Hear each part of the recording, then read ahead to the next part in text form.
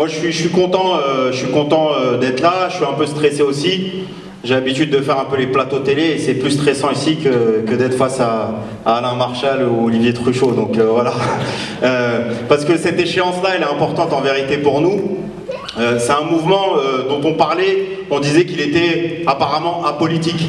Et la réalité, c'est que ce mouvement, il est hautement politique en fait. Un mouvement qui réclame le RIC, qui réclame de la justice fiscale, la fin des inégalités, etc., etc. C'est un mouvement qui est hautement politique. Et nous, cette échéance-là, on l'a pensé à travers cette thématique-là du retour du spectre de la révolution. Et moi, je suis, comme l'a dit Flora, je suis cheminot. Je suis syndicaliste et j'ai fait partie de ceux au début qui étaient sceptiques. Au moment de l'acte 1, lorsque ce mouvement-là, et rappelez-vous, hein, il ne s'appelait pas mouvement des Gilets jaunes, il s'appelait mouvement contre la hausse des taxes sur le carburant.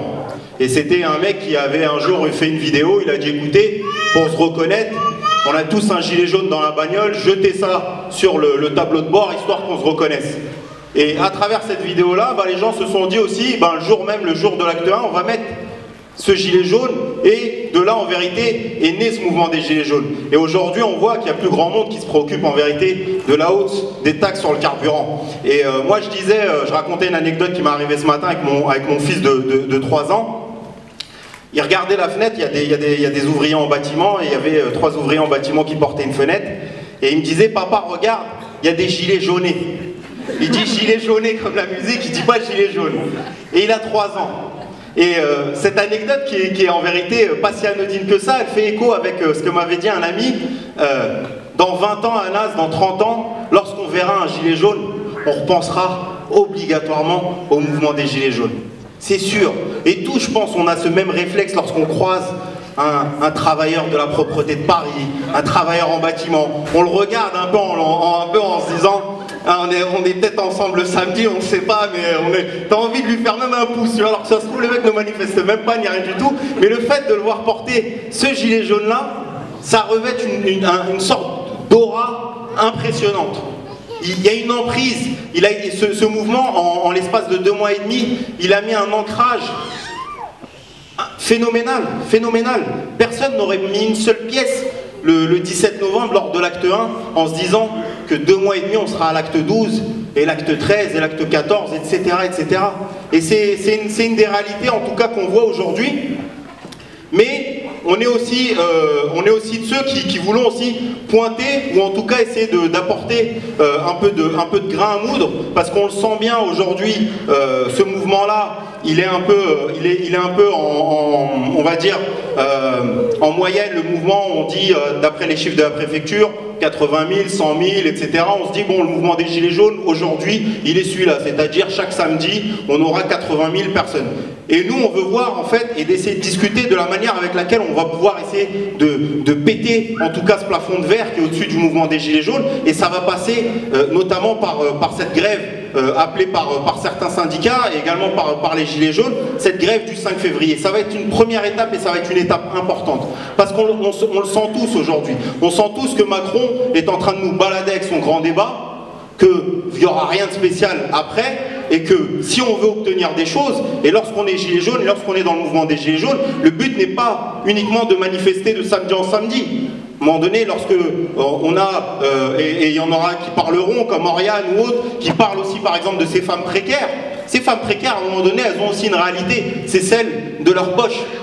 Et ils ont besoin de becquer à la fin du mois. Ils ont besoin de faire en sorte que le fait de sortir chaque samedi, de militer, d'occuper les ronds-points, y ait une réalité. Et cette réalité-là, on le voit, elle n'est pas encore très présente. Il va falloir faire en sorte, et c'est pour ça qu'on fait cette échéance-là, il va falloir que cette revendication, elle soit là, elle soit présente. C'est celle des salaires, c'est celle des emplois, c'est celle qui lutte contre le chômage, la précarité. Et il y a une éditorialiste qui s'appelle Françoise Fressos qui disait un truc assez intéressant. Elle disait, il y a une force dans ce mouvement des Gilets jaunes, c'est qu'il est anti-riche, mais il n'est pas anti-patronal. On ne sent pas les patrons en difficulté à travers ce mouvement-là parce qu'il ne les cible pas directement. Et on le voit, le mouvement il évolue, je disais d'acte en acte et de manifestation en manifestation. On voit aujourd'hui, tout le monde parle du LBD 40. de la grenade de désencerclement. Personne n'en parlait le 17 novembre. C'était pas le mouvement contre la hausse des taxes sur le carburant et contre le LBD 40, mais c'est les enseignements de ce mouvement des Gilets jaunes qui fait qu'il évolue étape après étape, qu'aujourd'hui il y en a même qui commencent à demander la dissolution de la BAC, qui commencent à se rendre compte de ce qui est en train de se passer. Et il y a eu un événement il y a 2 semaines, c'est le rapport de l'Oxfam. L'Oxfam, Attaque font des rapports quasiment tous les ans. Je pense l'année dernière, personne ne se préoccupait du rapport d'Oxfam.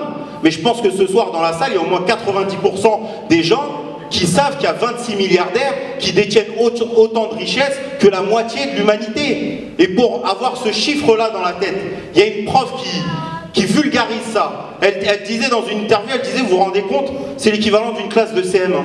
Vous imaginez, vous, une classe de CM1 de 26 personnes détient la totalité, la moitié des richesses de l'humanité. Ils peuvent couper la terre en deux et dire la moitié elle est à nous, débrouillez-vous entre vous. Et ça, c'est que 26 milliardaires. Il y en a plus de 3000 des milliardaires dans le monde, vous vous rendez compte?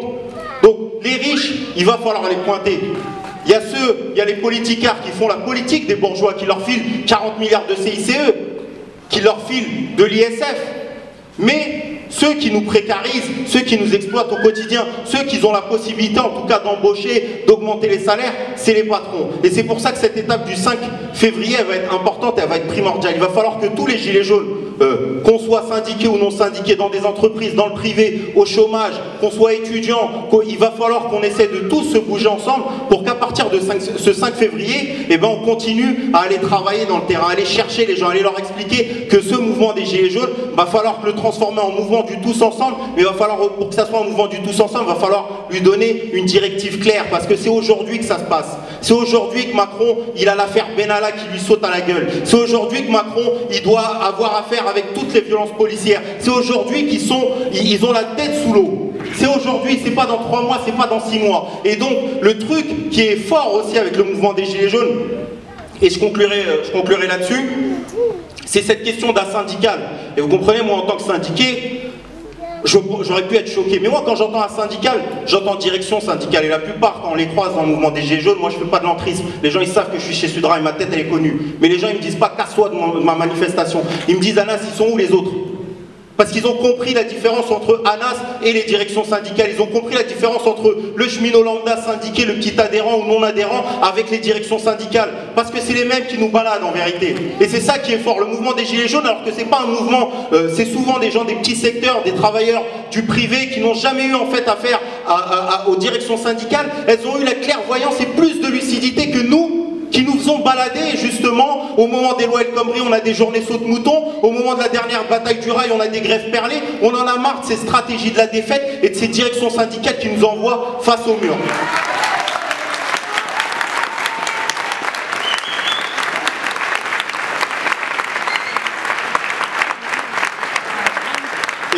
Et je disais en conclusion, il va falloir que cette question d'un syndical, il va falloir la transformer. Non pas en disant, non, on veut pas d'outils syndical, on veut pas d'adhérents, on veut pas de militants, parce que ça c'est faux et les Gilets jaunes vous le diront eux-mêmes. Ils diront, nous bien sûr, il y a Gérard, il est militant à la CGT, à PSA, il vient au rond-point tous les jours, nous l'autre il est chez Sud, l'autre elle est prof chez Solidaire, on n'a pas de problème, c'est des gens combatifs.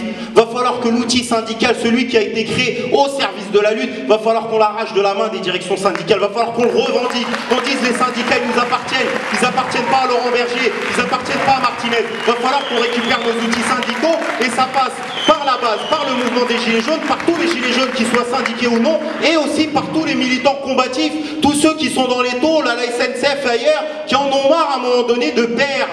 Parce que c'est ça ce qui va arriver. On disait au tout début de ce mouvement, c'est criminel ce que font les organisations syndicales de laisser les Gilets jaunes tout seuls. Et c'est pour ça que je disais, si on doit taper sur ce clou-là, sur lequel on tape en vérité depuis un certain nombre d'années, et ben c'est aujourd'hui qu'il va falloir débrayer, il va falloir que on n'aille pas dans des actes 12, actes 13, actes 14, va falloir qu'à un moment donné, il y ait un acte définitif, un acte final, celui du tout ou rien, va falloir qu'on aille jusqu'au bout. Et moi je le souhaite, j'espère que la grève générale, ça soit pas uniquement de l'incantation, mais que ça soit une réalité. Pour que ça soit une réalité, il va falloir le militer. Merci beaucoup.